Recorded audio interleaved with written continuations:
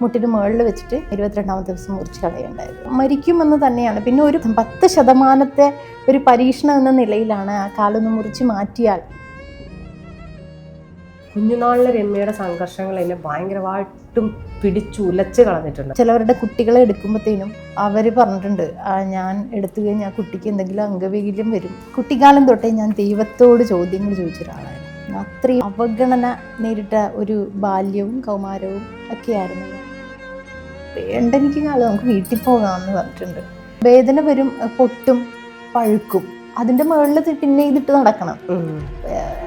മരണതുല്യമായ വേദനയായിരുന്നു. കുഴിച്ചിട്ട കാല് മുളയ്ക്കുമോ? ഈ ഒരു കാടിൻ്റെ എവിടെയെങ്കിലും ആയിരിക്കും എൻ്റെ കാല് കണ്ട് കുഴിച്ചിട്ടുണ്ടാവുക. അതിൻ്റെ മുകളിൽ മരങ്ങൾ ഉണ്ടായിട്ടുണ്ടാവുക, അല്ലെങ്കിൽ അതൊക്കെ വെട്ടിത്തെളിച്ച് കെട്ടിടങ്ങളൊക്കെ വെച്ചിട്ടുണ്ടാവും. ഇത് എവിടെയായിരിക്കും ഒരു കാല് നഷ്ടപ്പെട്ടത്? അപ്പൂപ്പൻ ചെയ്ത കർമ്മത്തിൻ്റെ ഫലമാണെന്ന് വിശ്വസിക്കുന്ന ആളുകളാണല്ലോ അങ്ങനെ പറയുന്നത്. എന്തിനാണ് ഇങ്ങനെ ഒരു കുഞ്ഞിനെ ഇങ്ങനെ വേദനിപ്പിക്കുന്നത്? എന്തിനാണ് എനിക്ക് മാത്രം ഇത്ര വേദന തരുന്നത്? ഹൃദയമില്ലാതെ എത്രയോ പേര് ഈ ലോകത്ത് ജീവിക്കുന്നു. കാലില ജീവിക്കുന്നത് ഒരു വിഷയമല്ല. എഴുത്തുകാരിയും കവിയുമായ രമ്യ തുറവൂരാണ് ഇന്ന് എന്നോടൊപ്പം ഉള്ളത്. ആത്മകഥയായ പതിയാട്ട കാൽപ്പാടുകളാണ് ഇന്ന് ഞങ്ങൾ ചർച്ച ചെയ്യുന്നത്. അതിൽ ഒരു ഭിന്നശേഷിക്കാരി ഈ ലോകത്തോട് വിളിച്ചു പറയുന്ന കുറേ അധികം കാര്യങ്ങളുണ്ട്. ചേച്ചി നമസ്കാരം. നമസ്കാരം. ചേച്ചിയുടെ പുസ്തകം പതിയാട്ട കാൽപ്പാടുകൾ. ഞാൻ ചേച്ചീനെ പരിചയമുണ്ടെങ്കിലും ചേച്ചിയുടെ എഴുത്ത് മാതൃഭൂമി ഓൺലൈനിൽ വന്നപ്പോൾ വായിച്ചപ്പോൾ എനിക്ക് ഒരു എവിടെന്നോ കുറേശ്ശെ നമുക്ക് വായിക്കാൻ പറ്റിയ. അതിനുശേഷം ഞാനിങ്ങനെ ഇത്രയൊക്കെ അനുഭവമുള്ള ഒരാൾ എങ്ങനെ അതിനെ അതിജീവിച്ചു എന്നുള്ളതായിരുന്നു. അതിനുള്ളൊരു മറുപടി, അല്ലെങ്കിൽ മറുപടി എന്ന് എനിക്ക് പറയാൻ പറ്റില്ല, കാരണം ഇതിൻ്റെ ഹാഫേ ഉള്ളൂ. നമ്മളന്ന് ഇതിൻ്റെ പുസ്തക പ്രകാശനത്തിന് പറഞ്ഞ പോലെ തന്നെ ആരെങ്കിലും ആത്മകഥ എഴുതുമ്പോൾ 1ാം ഭാഗം 2ാം ഭാഗം ഉണ്ടോ എന്ന് ചോദിച്ചപ്പോൾ രമ്യക്കതുണ്ട്. അത് ഈ ചെറിയ പ്രായത്തിൽ അങ്ങനെ ഒരു ബുക്ക് എഴുതി. ആ ബുക്കിൽ തന്നെ പറയുന്നത് ഭിന്നശേഷിക്കാരുടെ ഒരു സ്ത്രീ, ഒരു ദളിത് സ്ത്രീയുടെ അതിലപ്പുറം എന്താ പറയുക, ഈ സൊസൈറ്റിയിൽ ഒരു സ്ത്രീ ജീവിക്കണമെങ്കിൽ എന്തെല്ലാം ഉണ്ടായിരിക്കണം, അല്ലെങ്കിൽ എന്തെല്ലാം ഉണ്ടെങ്കിൽ മാത്രമേ നിൽക്കാൻ പറ്റുള്ളൂ എന്നുള്ളതിൻ്റെ ഒരു ഭയങ്കര ഒരു സംഭവം എഴുതിയിട്ടുണ്ട്. അതിലെനിക്ക് ഏറ്റവും ഇഷ്ടപ്പെട്ട, അല്ലെങ്കിൽ ഞാനത് ചേച്ചിയോട് ചോദിക്കണമെന്ന് തോന്നിയത്, അതായത് ഒരു ഭിന്നശേഷിക്കാരിയുടെ കണ്ണുകളിൽ, അല്ലെങ്കിൽ ആ എഴുത്തിൽ ഒരു വരിയുണ്ട് ചേച്ചിയുടെ 96ാമത്തെ പേജിൽ എഴുതിയേക്കുന്ന ഒരു സാധനമാണ്. ദൈവമേ നീ ഉണ്ടോ ഇല്ലയോ എന്നത് ഇന്നും എനിക്ക് അജ്ഞാതമാണ്. എങ്കിലും പറയുക, അഥവാ നീ ഉണ്ടെങ്കിൽ ഒരിക്കലും നീ എൻ്റെ മുന്നിൽ വരരുത്. വന്നാൽ എൻ്റെ ചോദ്യങ്ങൾക്ക് ഉത്തരം നൽകാതെ നീ കുഴയും. നിന്റെ നീതിക്ക് ഈ മനുഷ്യവംശവുമായി ഒരു ബന്ധവുമില്ലെന്ന് തെളിയിക്കും. നിന്റെ അസ്തിത്വം തന്നെ മനുഷ്യരെക്കാൾ ദുർബലമാണെന്ന് നീ തിരിച്ചറിയും. നമ്മൾ ഈ ദൈവം, ഇപ്പം ഇന്നത്തെ കാലത്ത് ഏറ്റവും കൂടുതൽ സിനാരിയോയിൽ കേൾക്കുന്ന ദൈവത്തെക്കുറിച്ചിട്ടാണ് കേൾക്കുന്നത്. അവിടെയാണ് ഒരു പെണ്ണ് ഭയങ്കരമായിട്ടും ചോദിക്കുന്നത്, നിനക്ക് മനുഷ്യനുമായിട്ടുള്ളൊരു ബന്ധത്തിൽ നിലനിൽപ്പില്ല എന്ന് പറയുന്നത്. അത്രയും തീവ്രമായിട്ട് എഴുതാനുള്ള കാരണം എന്താ ചേച്ചി? കുട്ടിക്കാലം തൊട്ടേ ഞാൻ ദൈവത്തോട് ചോദ്യങ്ങൾ ചോദിച്ച ഒരാളായിരുന്നു. കാരണം പല അനുഭവങ്ങൾ, നമ്മൾ അത്രയും അവഗണന നേരിട്ട ഒരു ബാല്യവും കൗമാരവും ഒക്കെയായിരുന്നു ഞാൻ. ഇപ്പം പിന്നെ നമ്മളതിൽ നിന്നൊക്കെ മാറി, മനോഭാവങ്ങൾ മാറി മനുഷ്യരുടെ, പൂർണ്ണമായിട്ടും അല്ലെങ്കിൽ പോലും പഴയ ഒരു കണ്ടീഷനല്ല. അപ്പോൾ ഞാനിങ്ങനെ ഓരോ സങ്കടങ്ങൾ വരുമ്പോൾ, ഓരോ അനുഭവങ്ങൾ വരുമ്പോൾ ദൈവത്തോട് തന്നെ ചോദ്യം ചോദിച്ചിരിക്കും. കാരണം എൻ്റെ അമ്മ ഭയങ്കര ഈശ്വരവിശ്വാസി ഒരാളായിരുന്നു. ഞാൻ വിചാരിക്കുന്നത്, അമ്മ ഇങ്ങനെ പ്രാർത്ഥിക്കുന്നു, ഈശ്വരനോട് ഇങ്ങനെ പറയുന്നു, എന്നിട്ടും ഒരു തെറ്റും ചെയ്യാത്തൊരു പിഞ്ചു കുഞ്ഞിന് എന്തുകൊണ്ട് ഇങ്ങനെ ശിക്ഷിക്കുന്നു? ഇതാണ് ആദ്യം എൻ്റെ ഉള്ളിലുണ്ടായ ഒരു ചോദ്യം. ചേച്ചി ഈ ബുക്കിനകത്ത് തന്നെ എഴുതിയിട്ടുണ്ടായിരുന്നു, വീട്ടിലെ അമ്മ, നമുക്കൊരു വീട് ചെറുതാണ്, അതിൽ തന്നെ ദൈവങ്ങളെ നിരത്തി വെച്ചിട്ട് പ്രാർത്ഥിക്കുന്ന ഒരമ്മ. അപ്പോഴാണ് ജനിച്ച് 22ാമത്തെ ദിവസം ഇടത് കാലിന് മുഴ കാണുന്നത് അല്ലേ? ഇടത് കാലിൻ്റെ മുട്ടിന് താഴെയായിട്ടൊരു ചെറിയ ഒരു ട്യൂമർ എന്ന രീതിയിൽ ഒരു ചുവന്ന കളറിൽ കണ്ടു. അത് പിന്നെ ഉടനെ തന്നെ ഡോക്ടറോട് പറഞ്ഞപ്പോൾ ഡോക്ടറിന് മനസ്സിലായി. അങ്ങനെ അപ്പോൾ അത് തുറവൂർ ഹോസ്പിറ്റലിലാണ് ഞാൻ ജനിച്ചത്. പക്ഷേ അത് ഉടനെ തന്നെ കോട്ടയം ICHലേക്ക് കൊണ്ടുപോവുകയും, അപ്പോൾ ഒരു 90% ചാൻസ് മാത്രമേ ഉണ്ടായിരുന്നുള്ളൂ തിരിച്ച് ജീവിതത്തിലോട്ട് വരാനായിട്ട്. കാരണം അവർ ക്യാൻസറാണെന്ന് ഡയഗ്നോസ് ചെയ്തു. അപ്പോൾ മരിക്കുമെന്ന് തന്നെയാണ്. പിന്നെ ഒരു പരീക്ഷണാർത്ഥം 10% ഒരു പരീക്ഷണം എന്ന നിലയിലാണ് ആ കാലൊന്ന് മുറിച്ച് മാറ്റിയാൽ നമുക്ക് രക്ഷപ്പെടാനുള്ള, ജീവൻ തിരിച്ചു പിടിക്കാനുള്ള എന്തെങ്കിലും സാധ്യതയുണ്ടോ എന്ന് അന്വേഷിച്ചതിൻ്റെ ഭാഗമായിട്ടാണ് അങ്ങനെ ചെയ്തത്. മുട്ടിന് മുകളിൽ വെച്ചിട്ട് 22ാമത്തെ ദിവസം മുറിച്ച് കളയുണ്ടായത്. 22ാമത്തെ ദിവസം മുറിച്ച് കളഞ്ഞു. അവിടെ മുതലാണ് ചേച്ചി, അല്ലെങ്കിൽ ഒരു തിരിച്ചറിവായ പ്രായത്തിലാണ് ദൈവത്തിനോട് ചോദ്യം ചോദിച്ചത് അല്ലേ? നിരന്തരം ചോദിക്കുന്ന ചോദ്യങ്ങൾ എന്തൊക്കെയായിരുന്നു? എന്തുകൊണ്ട് ഇങ്ങനെ ഒരു ജീവിതം? എന്തിനാണ് ഇങ്ങനെ ഒരു കുഞ്ഞിനെ ഇങ്ങനെ വേദനിപ്പിക്കുന്നത്? എന്തിനാണ് എനിക്ക് മാത്രം ഇത്ര വേദന തരുന്നത്? കാരണം എൻ്റെ കൂട്ടുകാർ, എൻ്റെ സഹപാഠികൾ, എൻ്റെ അയൽപക്കത്തുള്ള കുട്ടികളൊക്കെ ഓടിക്കളിക്കുന്നു, അവർ എല്ലായിടത്തും പോകുന്നു, ഞാൻ മാത്രം ഒരു ജനലരികിൽ മാത്രം ഇരിക്കുന്നത്. അപ്പോൾ ഇതിനൊപ്പം പറ്റുന്നില്ല. അതിനപ്പുറം അസഹനീയമായ വേദനയും ഒറ്റപ്പെടലും ഒക്കെ വല്ലാണ്ട് എന്നെ വേട്ടയാടിക്കൊണ്ടിരുന്നു. ചേച്ചി ഈ ബുക്കിനകത്ത് ഈ വേദനയുടെ കാര്യം പറയുമ്പോൾ അങ്ങനെ തന്നെ പറയുന്നുണ്ട്, വേദനിച്ച് വേദനിച്ച് വേദന ലഹരിയായവളെന്ന്. ഇപ്പം 22ാമത്തെ ദിവസം എന്ന് പറയുന്നത് നമുക്ക് ഓർമ്മയില്ല, പക്ഷെ നമുക്ക് തിരിച്ചറിവാകുന്ന സമയത്ത് ഈ കാലിന് പെയിൻ ഉണ്ടായിരുന്നു. 5ാമത്തെ വയസ്സിലാണല്ലോ വെപ്പുകാല് കിട്ടുന്നത്. ആ ഒരു സമയത്ത് കുട്ടിയമ്മ അല്ലേ, അമ്മൂമ്മയോടായിരുന്നു അത് ശരിക്കും ചോദിച്ചത്, ഈ കാല് അല്ലെങ്കിൽ എന്തു പറ്റിയതാണെന്ന്? അമ്മൂമ്മയോട് ചോദിച്ചു. അമ്മൂമ്മയുടെ ആയിരിക്കണം ഞാൻ ചോദിച്ചത്, കാരണം ഞാൻ ഏറ്റവും കൂടുതൽ കമ്മ്യൂണിക്കേറ്റ് ചെയ്തുകൊണ്ടിരുന്ന അമ്മൂമ്മയുടെ ആയിരുന്നു എല്ലാ കാര്യങ്ങളും. അപ്പോൾ അമ്മൂമ്മയുടെ മടിയിൽ കിടന്നായിരുന്നു ഞാൻ ഈ കഥ കേൾക്കുന്നത്. അമ്മാവൻ ഈ മുറിച്ച കാല് കുഴിച്ചിടാനായിട്ട് കൊണ്ടുപോകുന്നു. അല്ല, അതെനിക്ക് ഭയങ്കര ഡെപ്ത് നൽകിയ മറ്റൊരു ഇതെന്ന് പറഞ്ഞാൽ, കുഴിച്ചിട്ട കാല് മുളയ്ക്കുമോ? അതിപ്പോൾ അതിൻ്റെ മുകളിൽ ആരെങ്കിലും ആ പറമ്പ് കാട് വെട്ടിത്തെളിച്ചിട്ട് വീട് വെച്ചിട്ടുണ്ടോ? ആ ഒരാളുടെ മനസ്സിൽ ഇങ്ങനെയൊക്കെ ചിന്തിക്കണമെങ്കിൽ ആ കാലയാൾക്ക് എത്ര പ്രിയപ്പെട്ടതായിരിക്കും. കാരണം ചേച്ചി പറഞ്ഞാൽ തൊട്ടടുത്തുള്ള ആളുകളൊക്കെ ഇങ്ങനെ ഓടി നടന്ന് 2 കാലം നടക്കുമ്പോൾ തനിക്ക് മാത്രം ഇല്ലാത്തൊരു കാലിൽ അമ്മാവൻ കൊണ്ടുപോയി കുഴിച്ചിട്ടു എന്നാണ് പറയുന്നത് അല്ലേ? ഐതിഹ്യത്തിൻ്റെ കുട്ടികളുടെ ആശുപത്രിയുടെ പറമ്പിൽ കൊണ്ടുപോയി കുഴിച്ചിട്ടു. അവിടെ ഒരു കുട്ടിക്കാട്ടിൽ കുഴിച്ചിട്ടു എന്നാണ് ഞാൻ കേട്ടൊരു കഥ. അതെ അതെ. അവിടെ നിന്ന് പിന്നെ എങ്ങനെയാ ചേച്ചി ഇത് മുളയ്ക്കുമെന്നുള്ളൊരു തോന്നൽ വന്നത്? അതെൻ്റെ കുട്ടിയായിരുന്ന സമയത്തുള്ള അപക്വമായ ചിന്ത. നമ്മൾ പല രീതിയിൽ ഇങ്ങനെ ചിന്തിച്ചു കൂട്ടുമല്ലേ. കാരണം എനിക്ക് മറ്റൊരു ഓപ്ഷൻ ഇല്ല, എനിക്ക് കൂട്ടുകാരില്ല അവരോടൊപ്പം കളിക്കാനായിട്ട്. ഞാൻ ഒരു വീടിനകത്ത്, ഒരു മുറിയുടെ അകത്ത് തന്നെ അടച്ചിട്ടിരിക്കുന്നവരാണ്. അപ്പം എനിക്ക് ഇങ്ങനെ ചിന്തകൾ എന്നെല്ലാം ഇങ്ങനെ ഭയങ്കരമായിട്ട് വന്ന് കാട് കയറും കുട്ടിക്കാലത്ത് തന്നെ. ഒരു പക്ഷേ ഭാവിയിൽ ഒരു കവിയാകാനായിരിക്കാം, അങ്ങനെ ഒരു ചിന്തയുടെ ഒരു ഉറവിടം അതായിരിക്കാം.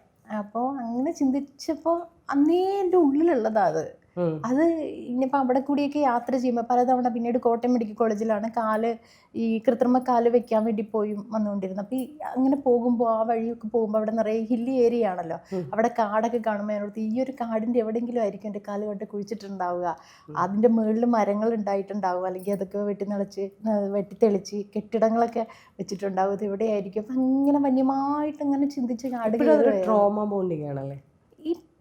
ഇല്ലടാ, ഇത് മൊത്തത്തിൽ അതിൽ നിന്ന് ഞാനിങ്ങനെ മാറി പുറത്ത് കടന്നു.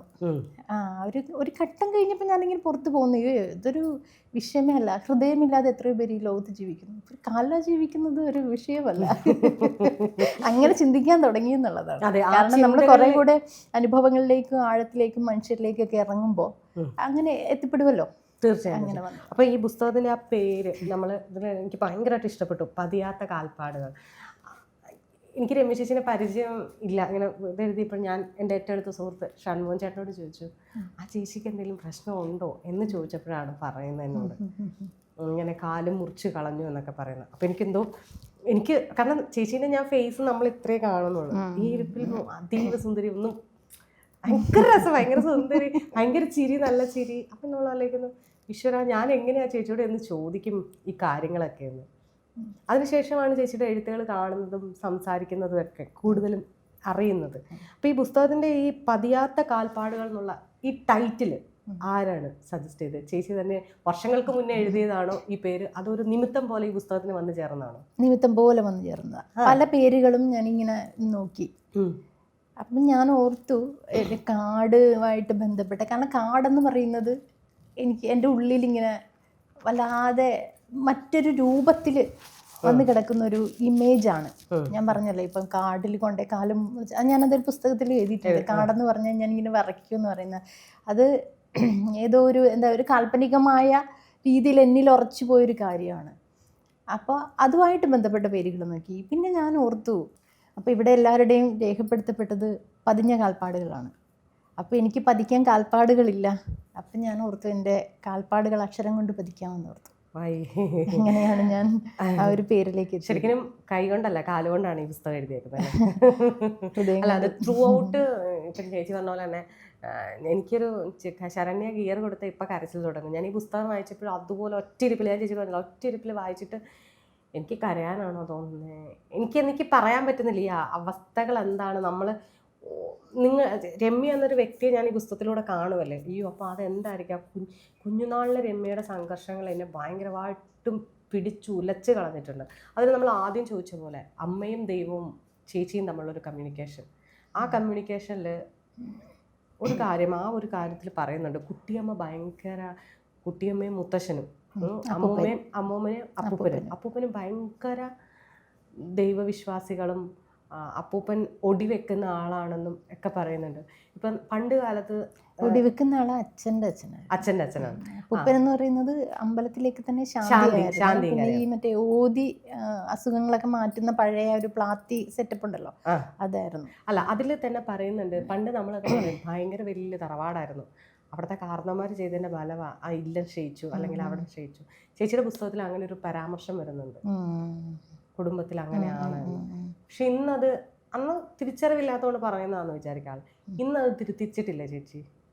അല്ല, അത് ഓരോ മനുഷ്യരുടെ ധാരണകളാണല്ലോ. അവിടെ അവരെ തിരുത്തുക എന്നുള്ളതിലുപരി ഞാൻ സ്വയം മനസ്സിലാക്കുക എന്നുള്ളതാണല്ലോ, അതിൻ്റെ യാഥാർത്ഥ്യം മനസ്സിലാക്കുന്നതാണല്ലോ. എല്ലാ കാര്യങ്ങളും അങ്ങനെയാണ് ചെയ്യാറ്. നമുക്ക് ഒരാളെ തിരുത്താൻ പറ്റില്ല. കാരണം ഇവരുടെ എനിക്കിങ്ങനൊരു കാര്യം സംഭവിച്ചത്, ഒരു കാല് നഷ്ടപ്പെട്ടത് അപ്പൂപ്പൻ ചെയ്ത കർമ്മത്തിൻ്റെ ഫലമാണെന്ന് വിശ്വസിക്കുന്ന ആളുകളാണല്ലോ അങ്ങനെ പറയുന്നത്. അല്ലെങ്കിൽ അവരുടെ ഒരു പ്രാകൃതമായ മനോഭാവമാണ് അവരെ കൊണ്ടത് പറയിക്കുന്നത്. അതിന് മൈൻഡ് ചെയ്തിരിക്കുക എന്നുള്ളതാണ്. കാരണം അങ്ങനെയാണെങ്കിൽ എത്രയോ കാര്യങ്ങൾ ഞാൻ കേട്ടിരിക്കുന്നു. ഒത്തിരി നമ്മുടെ യുക്തിക്ക് നിരക്കാത്ത, യുക്തിബോധവുമായിട്ട് ചേർന്ന് പോകാത്ത ഒത്തിരി കാര്യങ്ങൾ കേട്ടിട്ടുണ്ട്. പിഞ്ചു മനസ്സിൽ കേൾക്കുന്ന മുറിവ് അതുണ്ടായിട്ടുണ്ട്. ഭയങ്കരമായ ആഘാതങ്ങൾ ഏറ്റിട്ടുണ്ട് കുട്ടിക്കാലത്ത്. അതത്രയും അവഗണന കുട്ടിക്കാലത്തൊന്നുമല്ല, വലിയ കുട്ടിയായിരുന്ന സമയത്ത്, അതായത് ഒരു ടീനേജുള്ള ആ സമയത്തൊക്കെ ഞാൻ ചിലവരുടെ കുട്ടികളെ എടുക്കുമ്പോഴത്തേനും അവർ പറഞ്ഞിട്ടുണ്ട്, ഞാൻ എടുത്തു കഴിഞ്ഞാൽ കുട്ടിക്ക് എന്തെങ്കിലും അംഗവൈകല്യം വരും, അതുകൊണ്ട് എടുക്കരുതെന്ന് വരെ പറഞ്ഞിട്ടുണ്ട്. അത് കുട്ടിക്കാലത്തൊന്നല്ല. അപ്പോൾ അതൊക്കെ എനിക്ക് വലുതായിട്ടും എന്നെ വല്ലാണ്ട് എന്നെ ഹേർട്ട് ചെയ്തൊരു കാര്യമാണ്. മനുഷ്യർക്ക് എന്തേ ഇങ്ങനെ എന്ന് ചിന്തിച്ചു. ചേച്ചി ആ പറഞ്ഞില്ലേ, എത്ര പുരോഗമിച്ചാലും ഇവർക്കത് മനസ്സിലാവില്ല. അവർ കേട്ട് വളർന്ന, അല്ലെങ്കിൽ ഇപ്പം ചേച്ചി ഒരു എഴുത്തുകാരി അല്ലെങ്കിൽ ഇപ്പം അറിയപ്പെടുന്ന ഒരാളായി. ഇപ്പം നിങ്ങളുടെ ഫാമിലിയിൽ തന്നെ ഇത്രയും അറിയപ്പെടുന്ന ഒരാളുണ്ടോ എന്നറിയില്ല. മനസ്സിലായി. നമുക്ക് അന്ന് നമ്മളെ ഏറ്റവും കൂടുതൽ എന്താ പറയുക, കുത്തി നോവിക്കാൻ, ചെറുതാണെങ്കിൽ ചെറുത് രീതിയിൽ ഒരു വാക്കുകൊണ്ട് കുത്തി നോവിക്കാൻ ആളുകൾക്ക് ഹരമായിരുന്നു. പക്ഷെ ഇന്ന് രമ്യ തുറവൂർ എന്ന് പറഞ്ഞാൽ മലയാള സാഹിത്യത്തിൽ ഇടം പിടിച്ചു. അത് കൈയടക്കിയതാണ്. നമ്മൾ ചുമ്മാ ചെന്ന് ആരും പരവതാനി ഇട്ട് തന്നതല്ല, ഒട്ടുമല്ല, നമ്മൾ കയറി ചെന്ന് ഇടം പിടിച്ചതാണ്. ഈ ഇടം പിടിച്ച് നോക്കുമ്പോൾ ചേച്ചിക്ക് തിരിഞ്ഞു നോക്കുമ്പോൾ ഈ പറയുന്ന ആളുകളുടെ ഈ പരിഹാസങ്ങളും അവഗണനയും കുറേ മനുഷ്യരുടെ ചേർത്ത് നിർത്തലും ഒക്കെ എഴുത്തിനെ സ്വാധീനിച്ചിട്ടില്ലേ? ഒരു വ്യക്തി എന്ന നിലയിൽ തന്നെ രൂപപ്പെടുത്തിയിട്ടുള്ളതാണ് അതൊക്കെ. പരിഹാസങ്ങൾ അതിനെ മറികടന്ന്, അവഗണനകളെ മറികടന്ന് അതിനെ അതിജീവിച്ച് ഒക്കെ വന്നതുകൊണ്ട് ഒരു വ്യക്തി എന്ന നിലയിൽ എന്നെ കുറെ കൂടി കരുത്തയാക്കി എന്നുള്ളതാണ്. അങ്ങനെയാക്കാൻ സഹായിച്ചു. പിന്നെ ചേർത്ത് പിടിച്ച നിരവധി മനുഷ്യരുണ്ട്, ഒത്തിരി മനുഷ്യരുണ്ട്. അവരോടൊക്കെ എന്താ പറയുക, ഒത്തിരി സ്നേഹവും നന്ദിയൊക്കെയാണ് ഈ സമയത്ത്. അല്ല, അതേ പുസ്തകത്തിലുണ്ട് കുറേ പേരുടെ പേരുകളുണ്ട്. നമ്മുടെ കോളേജ് കാലഘട്ടത്തിൽ ഒരുപാട് പേര്, എനിക്ക് അവരൊന്നും ഈ പുസ്തകം വായിച്ചു കഴിഞ്ഞാൽ അവരൊക്കെ ഓരോ കഥാപാത്രങ്ങൾ എൻ്റെ മുന്നിൽ വന്ന് നിൽക്കുകയാണ്. എല്ലാവരും ഇങ്ങനെ വന്ന് നിൽക്കുക. ചേച്ചി അതുപോലെ തന്നെ കുട്ടിയമ്മ വെക്കുന്ന ഒരു ആമ്പൽക്കിഴങ്ങിന്റെ കാര്യം ചേച്ചി പറഞ്ഞു.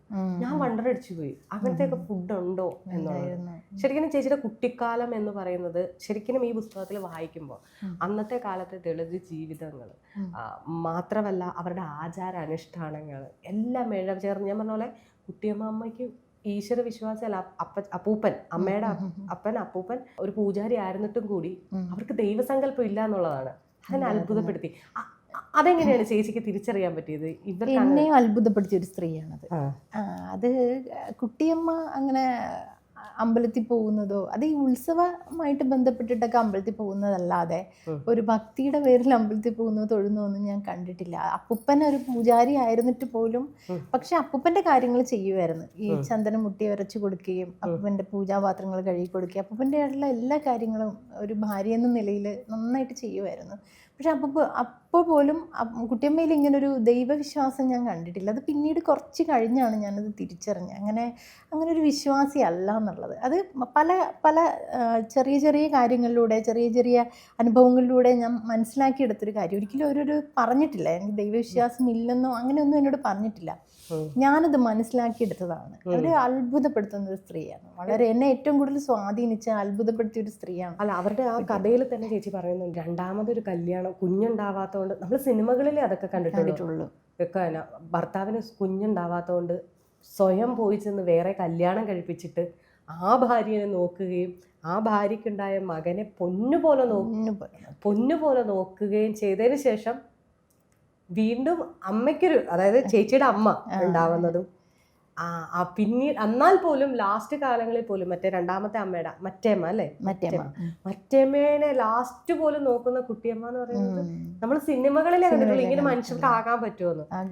അതാണ് എന്നെ അത്ഭുതപ്പെടുത്തിയത്. എങ്ങനെയാണ് ഇത്ര ഇത്ര നിറയെ സ്നേഹമുള്ള ഇത്ര ഒരു നീതിബോധമുള്ള ഒരു മനുഷ്യനായിരിക്കാൻ പറ്റുക? അന്നത്തെ കാലത്ത് വിദ്യാഭ്യാസം ഇല്ല, അതുപോലുള്ള സാമൂഹിക ബോധം ഒക്കെ കുറവാണല്ലോ.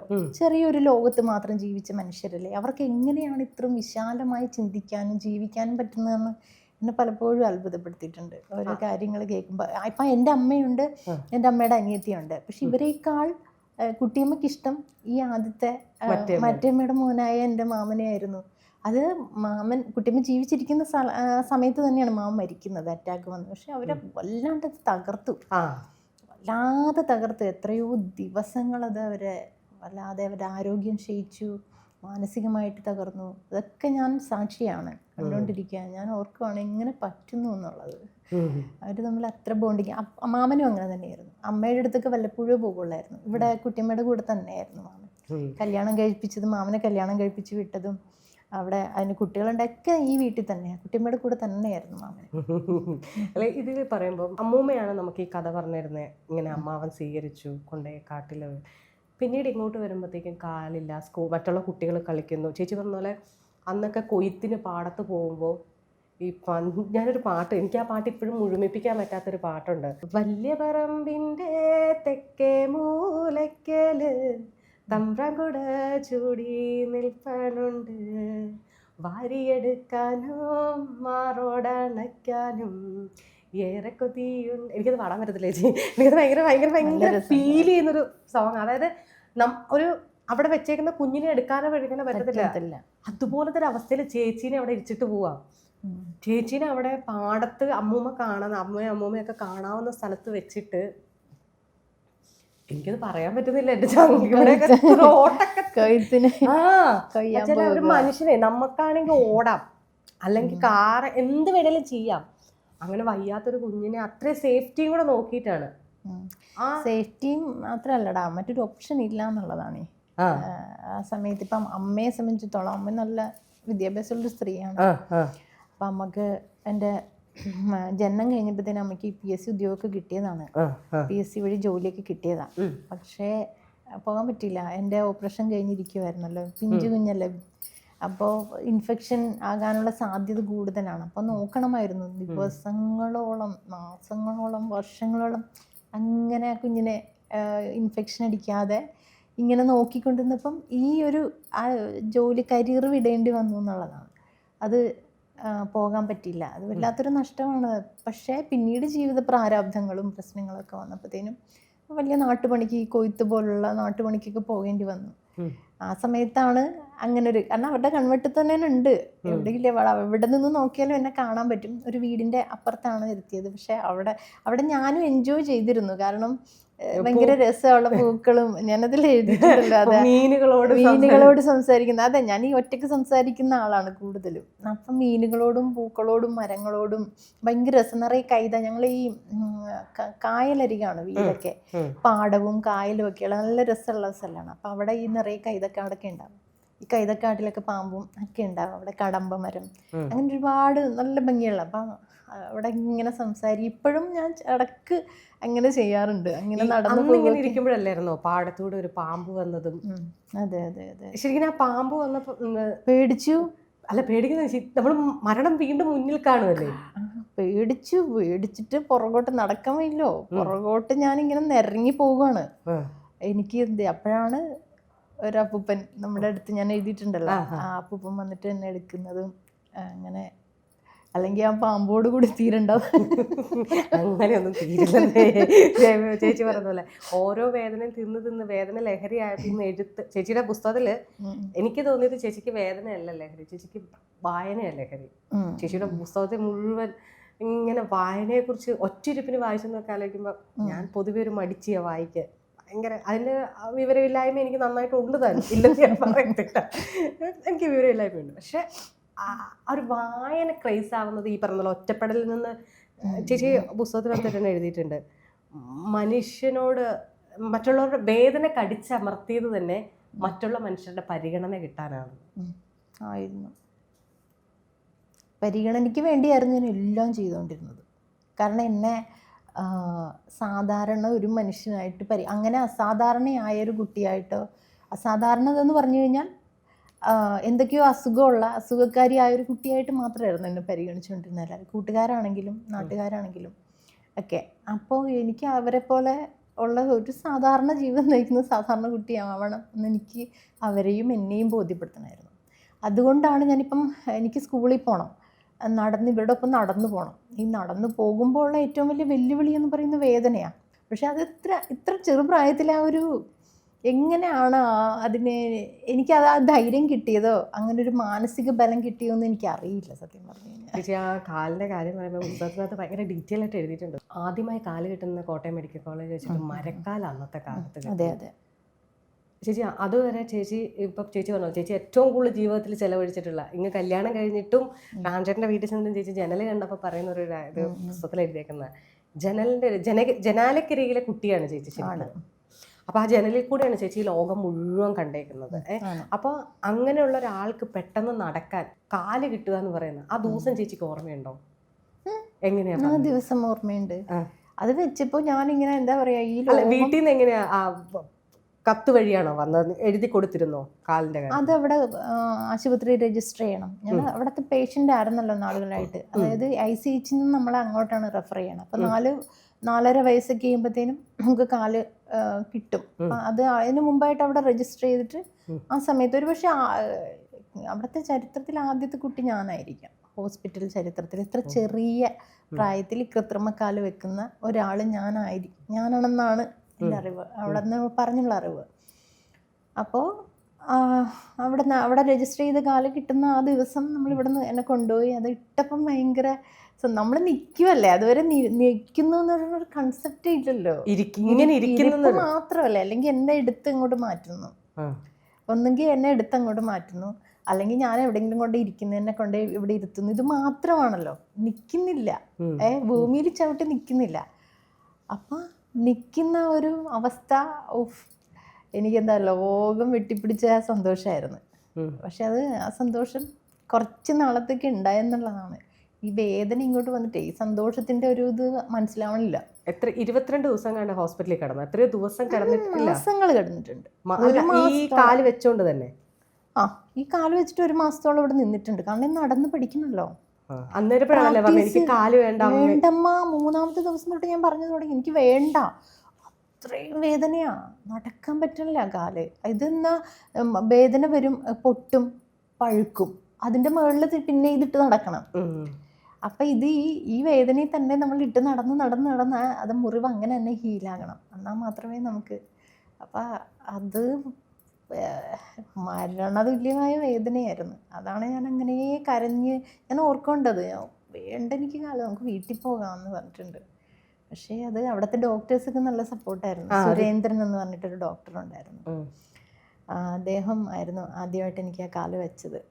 അപ്പം അദ്ദേഹം ഭയങ്കര സപ്പോർട്ടാണ്. വലിയ മോളെ പോലെയൊക്കെ, സാരമില്ല, അത് ഇപ്പോഴത്തുള്ള വേദന കുറച്ച് സഹിച്ചാൽ മതി, നമുക്ക് പിന്നീട് നിനക്ക് നന്നായിട്ട് നടക്കാൻ പറ്റും എല്ലാവരെയും പോലെ, അങ്ങനെയൊക്കെ പറഞ്ഞ് എനിക്ക് കോൺഫിഡൻസ്. പക്ഷെ ഇതൊന്നും എൻ്റെ ചെവിയിൽ കയറുന്നില്ല. കാരണം വേദന അല്ലാതെ ഒരു വികാരവും ഇല്ല എനിക്ക്. ഒരു മനുഷ്യബന്ധങ്ങൾ, എൻ്റെ അടുത്ത് നിൽക്കുന്ന അച്ഛനാണ് അമ്മയാണ് അങ്ങനെയുള്ള ഒരു മൃദുല വികാരങ്ങളും എനിക്കില്ല. വേദന മാത്രം, അതിങ്ങനെ കാർന്ന് ഓരോ നിമിഷം ഇങ്ങനെ എത്തുന്നുണ്ടിരിക്കുക. അപ്പം അങ്ങനൊരു അവസ്ഥയായിരുന്നു ആദ്യ കാലങ്ങളിൽ. ചേച്ചി ആ വെപ്പ് കാലം എന്ന് പറയുമ്പം അതിന് നല്ല വെയിറ്റ് ഉണ്ടായിരുന്നല്ലേ? വെയിറ്റ് ഉണ്ടായിരുന്നു അന്നൊക്കെ. ഇന്നത്തെ പോലെ ലൈറ്റ് വെയിറ്റ് സംവിധാനങ്ങളൊന്നും ഇല്ല. അവിടെ ഒരു വെയിറ്റ് കുറഞ്ഞൊരു മരത്തടി കൊണ്ടുള്ള കാലാണെങ്കിലും വെയിറ്റ് ഉണ്ട്, സാമാന്യം വെയിറ്റ് ഉണ്ടായിരുന്നു. അത് നടക്കലും പ്രയാസമായിരുന്നു. അതിങ്ങനെ വലിച്ച് നമ്മൾ അത്രയും ശരീരത്തിന് സ്ട്രെയിൻ കൊടുത്ത് മാത്രമേ ഇത് നടക്കാൻ പറ്റുള്ളൂ. പക്ഷേ എനിക്ക് നടക്കണമായിരുന്നു, അതായിരുന്നു. അതിനകത്തൊരു ഡോക്ടർ പറയുന്നുണ്ട്, മോളെ നടക്കണം, എന്നെങ്കിൽ മാത്രമേ ഇപ്പുറത്തെ കാലിലെയും ഈ കാലിലെയും ബ്ലഡ് സർക്കുലേഷൻ നടക്കുകയുള്ളൂ. അതാണെന്ന് തോന്നുന്നു ചേച്ചി പിന്നീട് അങ്ങോട്ട് വളരെ കഷ്ടപ്പെട്ടാണേലും നടന്ന് ആദ്യം സ്കൂളിൽ പോയില്ലേ, അതെങ്ങനെയുണ്ടായിരുന്നു? അതും ഇത് തന്നെയാണ്, വേദന തന്നെയായിരുന്നു. പക്ഷെ സന്തോഷമായിരുന്നു, എല്ലാവരുടെ ഒപ്പം വന്ന് സ്കൂളിൽ ഇരിക്കാമല്ലോ. ആദ്യത്തെ ദിവസമൊക്കെ അച്ഛനും അമ്മയൊക്കെ ഉണ്ടായിരുന്നല്ലോ സ്കൂളിൽ കൊണ്ടാക്കാനായിട്ടും വരാനായിട്ടും. പിന്നെ അത് തുടർന്ന് അത് ചെയ്യാൻ പറ്റില്ല, എല്ലാ ദിവസവും എന്നെ കൊണ്ടാക്കിയിട്ട് പോയവർ. ഒരു 4ാം ക്ലാസ് വരെ വീടിനടുത്തുള്ളൊരു സ്കൂളിലാണ് ഞാൻ പഠിച്ചത്, LP സ്കൂളിലാണ് പഠിച്ചത്. അവിടേക്ക് കുറച്ച് ദൂരവേ യാത്ര ഉള്ളെങ്കിലും എനിക്കത് വലുതായിരുന്നു, വലിയ ദൂരമായിരുന്നു. ഹൈസ്കൂൾ തൊട്ടാണ് ഞാൻ ഒരു 2 കിലോമീറ്റർ അകലെയുള്ള സ്കൂളിൽ നടന്നു പോയിക്കൊണ്ടിരുന്നത്. ചേച്ചി ഇപ്പം ഈ ചേച്ചി തന്നെ പറയുന്നുണ്ട്, ഈ കാല് പൊട്ടി രക്തം വരും, അതിൽ നിന്ന് പഴുപ്പ് വരും, അത് തുടയ്ക്കാനൊരു തുണി, ഇത് സ്മെല്ലാവും. അതിലേറെ എന്നെ വേദനിപ്പിച്ചത് ഈ പറഞ്ഞ ഹൈസ്കൂളിൽ പഠിക്കാൻ വേണ്ടി LP നിന്ന് UP പഠിക്കാൻ പോയപ്പോഴാണ് ക്ലാസ്സിൽ മൂത്രം ഒഴിച്ച്, അതായത് മൂത്രപ്പുര നല്ല ദൂരത്തിലാണ്, ആ ദൂരത്തിലേക്ക് ഇൻ്റർവെല്ലിൽ നടന്ന് പകുതി എത്തുമ്പോൾ പലപ്പോഴും മൂത്രം പോയിട്ടുണ്ടെന്ന്. എന്നിട്ട് കരഞ്ഞ് നിലവിളിച്ച ഭൂമിയിൽ കിടന്നിട്ട് ചേച്ചി എന്ന് ആ തുണി കഴുകിയിട്ട് വന്നിരുന്നു എന്ന് പറയുന്നൊരു സീനുണ്ട്. അപമാനിക്കപ്പെടില്ലേ നമ്മൾ ജീവിക്കുന്ന ജീവിതം, അനുഭവം എന്താണെന്നൊന്നും അതേ ആഴത്തിലൊന്നും ആർക്കും മനസ്സിലാക്കാൻ പറ്റില്ലല്ലോ. നമ്മൾ നോക്കുമ്പോൾ നമ്മുടെ സഹപാഠികൾ, നമ്മുടെ കൂട്ടുകാർ, അവരുടെ ഇടയിൽ ഇങ്ങനൊരു കുട്ടി ഇരിക്കുമ്പോൾ അവർക്കൊരു ബുദ്ധിമുട്ടുണ്ടാവില്ലേ? അപ്പം ഇതൊക്കെ നമ്മളെ ഏൽക്കുന്ന വലിയ അപമാനമല്ലേ? എനിക്ക് എൻ്റെ ആത്മാഭിമാനത്തെ ഭയങ്കരമായിട്ട് മുറിവേൽക്കുന്ന ഒരു കാര്യമാണല്ലോ കുട്ടിയാണെങ്കിലും. അപ്പോൾ അതുകൊണ്ടാണ് അവിടെ നിന്ന് തന്നെ അങ്ങോട്ട് പിളർന്ന് താഴോട്ട് പോയെല്ലാം അങ്ങനെ പോയിരുന്നെങ്കിലെന്നൊക്കെ ചിന്തിച്ച് ഞാനതിങ്ങനെ എന്താ മരണത്തിനും ജീവിതത്തിനും ഇടയിൽ തുരുമ്പിച്ച ചൂണ്ടക്കൊളുത്ത് പോലെ ഞാനവിടെ കിടന്നു എന്തോ ആണ് ഞാൻ അതിനെ ഉപമിച്ചിരിക്കുന്നത്. അല്ല, ഞാനിങ്ങനെ ആലോചിക്കുന്നത്, ചേച്ചി അതേപോലെ ഒന്നും തുറന്നു പറയില്ലല്ലോ, ആളുകളോട് അധികം ഒന്നും സംസാരിക്കുന്ന ഒരാളാണ്. ഞാൻ ഭയങ്കര ഒരു ഉൾവലിഞ്ഞ പ്രകൃതമായിരുന്നു ആദ്യകാലങ്ങളിലൊക്കെ. ഞാൻ എൻ്റെ ഒരു കോളേജ് കാലഘട്ടത്തിലാണ് ഞാൻ കുറച്ചുകൂടിയൊക്കെ സംസാരിക്കാൻ തുടങ്ങി. പിന്നെ ഒരു കാര്യമുണ്ടേ, സംസാരിക്കാൻ ആരുമില്ല, അതൊരു വിഷയമാണ്. ആരെങ്കിലും വേണ്ടേ സംസാരിക്കാൻ, നമ്മളോട് ചിലവഴിക്കാനായിട്ട് അങ്ങനെ ആരും ഉണ്ടായിരുന്നില്ലല്ലോ. ആ സമയത്താണ് പുസ്തകങ്ങളോട് ഞാൻ ഏറ്റവും കൂടുതൽ അടുക്കുന്നത്.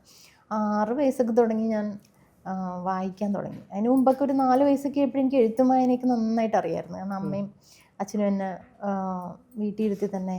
അല്ല, അത് നമ്മൾ ആദ്യമേ പറഞ്ഞതിനകത്തുണ്ടായിരുന്നു, മറ്റേ ഒരു അമ്മയ്ക്ക് ജോത്സ്യം ഭയങ്കര വിശ്വാസമാണ്. ആ ജോത്സ്യം പറഞ്ഞത് കുട്ടിക്ക് പഠന യോഗ്യത കാണുന്നില്ല എൻ്റെ ജാതകവിധിയിൽ എഴുതിയത്. അപ്പൊ എന്തൊക്കെയാണല്ലേ നമ്മൾ ഈ പറയുന്ന, നമ്മൾ ഒരെണ്ണത്തിന് കളിയാക്കോ കുറ്റപ്പെടുത്തുമല്ല, അവർക്കത് നോക്കാൻ എളുപ്പമായിരുന്നു. കാലില്ലല്ലോ, സ്കൂളിൽ പോയി പഠിക്കത്തില്ല, പിന്നെ എങ്ങനെ പോകാൻ പറ്റും. അതുകൊണ്ട് പെട്ടെന്ന് എഴുതാൻ പറ്റുന്ന കാര്യം പഠിക്കാൻ യോഗ്യതയില്ലാന്ന് എഴുതി. ആ ചേച്ചിയാണ് ഇന്ന് ഇത്രയും ഭയങ്കര, അതായത് പുസ്തകങ്ങൾ എഴുതി. നാളെ ഒരു കാലത്ത് എനിക്ക് കറക്റ്റായിട്ട് അറിയില്ല, ചേച്ചിയുടെ പുസ്തകങ്ങൾ എവിടെയെങ്കിലും പഠിക്കാനുണ്ട്. കേരള യൂണിവേഴ്സിറ്റി MA മലയാളത്തിലുണ്ട്, പഠിക്കാനുണ്ട്. NG യൂണിവേഴ്സിറ്റി BA മലയാളത്തിലുണ്ട്, അതൊക്കെ പഠിക്കാനുണ്ട്. അതാ പറയുന്നത്, ആ എഴുതാൻ പറ്റില്ല എന്ന് പറയുന്ന ആളുടെ, വിദ്യാഭ്യാസമേ കിട്ടത്തില്ല എന്ന് പറയുന്ന ആളുടെ ഇത് കുന്ന് കുട്ടികൾ പഠിക്കുവാണ് കവിതകൾ. അത് അത്രയും ആ അച്ഛനും അമ്മയും ഭയങ്കര എഡ്യൂക്കേറ്റഡ് ആയതുകൊണ്ട് അന്ന് തന്നെ അച്ഛനും അമ്മയും പഠിപ്പിച്ചു. അപ്പോൾ ചേച്ചി ഈ പറയുന്ന ചേച്ചിയുടെ പഠനം, ചേച്ചി പറഞ്ഞ പോലെ ചെറിയ കാലത്തിൽ ചേച്ചി നന്നായിട്ട് പഠിച്ചു, അല്ലെങ്കിൽ അച്ഛനും അമ്മയും നന്നായിട്ട് പഠിപ്പിച്ചു. പക്ഷെ അതിന് മുന്നേ ചേച്ചി പറഞ്ഞ പോലെ മിണ്ടാൻ ആളില്ലാത്തൊരു വലിയ പ്രശ്നമാണ്. ഞാൻ ഈ പുസ്തകം ഉടനീളം വായിക്കുമ്പോൾ ഞാൻ ചേച്ചിയുടെ അവസ്ഥ, ഞാൻ ഈ പറഞ്ഞ മൂത്രപ്പുരയിലെ അവസ്ഥ വായിച്ചപ്പോൾ ഞാൻ ആലോചിക്കും, ഞാനായിരുന്നെങ്കിൽ ടീച്ചറായി എനിക്ക് അത്രയും ദൂരം പോകാൻ പറ്റത്തില്ല, അപ്പത്തേനും ബെല്ലടിക്കും. എനിക്കിത് ഞാൻ ആ കേപ്പബിലിറ്റിയിലാണ് വളർന്നത്. ഇപ്പൊ ചേച്ചി പറയുമ്പോഴാണ് എനിക്ക് എൻ്റെ അർത്ഥം മനസ്സിലാവുന്നത്. ഞാൻ ചെറുതിനെ മുതൽ എനിക്ക് സംസാരിക്കാൻ എന്നെ ചുറ്റിപ്പറ്റിയ ആളുകളുണ്ടായിരുന്നു. ചേച്ചിക്ക് അത് ഇല്ല എന്നുള്ളത് അത് എൻ്റെ വായനയിൽ എനിക്കൊരു വലിയ തിരുത്ത് തന്നത് ഈ നിമിഷം കേട്ടോ. നമ്മളിങ്ങനെ ചിന്തിക്കില്ല, നമ്മളെപ്പോഴും ചേച്ചി പറഞ്ഞ പോലെ ചേച്ചി വായിക്കുന്ന ഖലീൽ ജിബ്രാന്റെ എന്തിലും വായിക്കോട്ടെ അത് നമ്മളാണല്ലോ നായികമാര്. ചേച്ചിയുടെ പുസ്തകം വായിക്കുമ്പോൾ ഞാനാണ് നായിക. ചിന്തിക്കുമ്പോൾ എൻ്റെ ക്യാരക്ടറാണല്ലോ അതിൽ ഇംപ്ലിമെന്റ് ചെയ്യുന്നത്. അങ്ങനെയാണ് ഞാനിത് ചോദിച്ചത്. അതുപോലെ തന്നെ ചേച്ചി ചിന്തകൾ ഭയങ്കരമായി ഭ്രാന്തമായി നിൽക്കുന്ന ഒരു സമയത്ത് ചേച്ചിക്ക് താനൊരു ഭ്രാന്തി ആകുമെന്ന് തോന്നിയിട്ടുണ്ടെന്ന് എഴുതിയിട്ടുണ്ട്. അതുപോലെ തന്നെ ആദ്യമായി പ്രണയം തോന്നിയതും ആ ഭ്രാന്തനോടാണെന്ന്, അതായത് ഒച്ചയിൽ സംസാരിച്ച്. അതെന്താണ് ചേച്ചി അങ്ങനെ അത്രയും ഒരു എനിക്ക് ഇങ്ങനെ അല്ലെങ്കിൽ ഇങ്ങനെ ആയാൽ മതി എന്നുള്ളൊരു പരകായ പ്രവേശമായിരുന്നു അത്?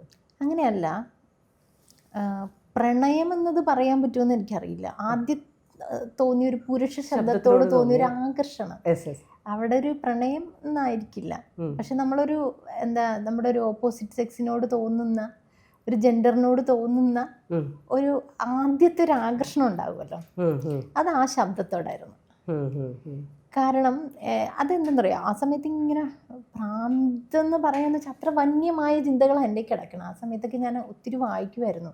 കുട്ടി ആയിരിക്കുമ്പോഴേ ആ സമയത്തൊക്കെ വീട്ടിൽ നല്ലതായിട്ട് പുസ്തകങ്ങളൊക്കെ ഉണ്ടായിരുന്നു. അപ്പം മറ്റൊരു മാർഗ്ഗം ഇല്ലാത്തതുകൊണ്ട് ഇതൊക്കെ ഇരുന്ന് വായിക്കും. അപ്പം ഇങ്ങനെ പലതിലോട്ട് ഇങ്ങനെ ചിന്ത പോകുമല്ലോ, അങ്ങനെ ചിന്ത ഇങ്ങനെ കാട് കയറി കിടക്കുക. ആ സമയത്താണ് ഇങ്ങനൊരു ആള് ഇങ്ങനെ ശബ്ദം മാത്രം ഞാൻ കേൾക്കുകയാണ്. അപ്പം ഞാൻ പിന്നീട് കാണുന്നില്ല, അവിടെ കുറേ മരങ്ങളൊക്കെ നിൽക്കുന്ന ഒരു കാട് പിടിച്ചൊരു പറമ്പാണ്. അവിടെ കാണുന്നില്ല, ഈ ശബ്ദം മാത്രമേ ഞാൻ കേൾക്കുന്നുള്ളൂ. അപ്പം ഞാൻ കുട്ടിയമ്മയോട് ചോദിച്ചാൽ കുട്ടിയമ്മ പറഞ്ഞ ഭ്രാന്തൻ മോഹനൻ എന്ന് അദ്ദേഹത്തിന് ഇങ്ങനെയാണ്, അയാൾക്ക് ഭ്രാന്താണ്. അപ്പം പുള്ളി ഒരു കുടം എടുത്തിട്ടിങ്ങനെ വന്നിട്ട് ഈ മരത്തിൻ്റെ മുകളിൽ കയറി നിന്നിട്ട് ഇങ്ങനെ ഊതും. അപ്പം ഈ ഊതുന്ന ശബ്ദമാണ്, വേറെ ഒന്നുമില്ല. പുള്ളി വേറെ ഒച്ച എടുക്കുക സംസാരിക്കുക ഒന്നുമില്ല, ഈ ശബ്ദം. അപ്പം എനിക്കിത് വല്ലാണ്ട് ഇങ്ങനെ എനിക്കപ്പോൾ പിറ്റേ ദിവസം ഇദ്ദേഹത്തിൻ്റെ ഇത് കേൾക്കണം. അപ്പം ഞാനിങ്ങനെ ഊഞ്ഞാലിരുന്നിട്ട് ഇങ്ങനെ ആടുമ്പോൾ കുറച്ച് അതിൻ്റെ ഏരിയയൊക്കെ കാണാൻ പറ്റും, പൊങ്ങുമ്പോൾ ഇങ്ങനെ കാണാൻ പറ്റും. അങ്ങനെ കണ്ടാണ് ഞാൻ അതിങ്ങനെ എല്ലാ ദിവസവും ഞാൻ ആ ശബ്ദത്തെ തേടാൻ തുടങ്ങി. കാരണം അയാളും ഒറ്റയ്ക്ക്, ഞാനും ഒറ്റയ്ക്ക്. അങ്ങനെ ഒറ്റപ്പെട്ട രണ്ട് തുരുത്താണ് അവിടെയും ഇവിടെയും. അപ്പം ആ രീതിയിലാണ് എനിക്കത്. പ്രണയമല്ല, ഒറ്റയായൊരു മനുഷ്യന്, അയാൾക്ക് ഭ്രാന്ത്. എനിക്കും സാധാരണ മനുഷ്യനിൽ നിന്ന് എന്തൊക്കെയോ പ്രശ്നമുള്ള ഒരാളെന്ന രീതിയിൽ എൻ്റെ ഉള്ളിൽ കിടക്കണ്ടല്ലോ, അത് നമ്മുടെ ചുറ്റുപാടുകൾ തന്ന ഒരു ബോധം ഇങ്ങനെ കിടക്കുകയാണ്. അപ്പം ആ ഒരു സമാനത, അയാൾ ഒറ്റയ്ക്കാണ്, അയാൾക്കും എന്തൊക്കെയോ പ്രശ്നമുണ്ട്, ആ ഒരു സമാനതയായിരിക്കും അങ്ങനെ ഞാൻ ചിന്തിച്ചത്.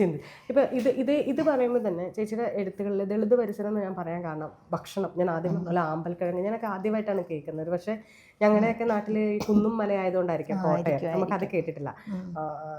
ഭക്ഷണം, ആചാരങ്ങൾ, കുറേ ആചാരങ്ങൾ, അതിൽ കുറേയൊക്കെ നമുക്ക് സിമിലാരിറ്റി ഉണ്ട്. ദേഹത്തെ യക്ഷി കൂടിയത്, മറ്റേ എവിടുന്നോ വന്നൊരു തമിഴത്തെ പെണ്ണ് ചത്ത പെണ്ണ് കയറിയത്, പിന്നീട് ഗന്ധർവനെ കാത്തിരുന്ന, ഗന്ധർവൻ തൊട്ട സ്ത്രീ, ഇങ്ങനെയൊക്കെയുള്ള കുറേ എഴുത്തുകളുണ്ട്. എങ്ങനെയായിരുന്നു ചേച്ചി ആ സമയത്തെ, ചേച്ചിയുടെ കുട്ടിക്കാലത്തെ ഈ അവരുടെ ആചാരങ്ങൾ, അനുഷ്ഠാനങ്ങൾ, അല്ലെങ്കിൽ ഈ പരിസരം എങ്ങനെയായിരുന്നു?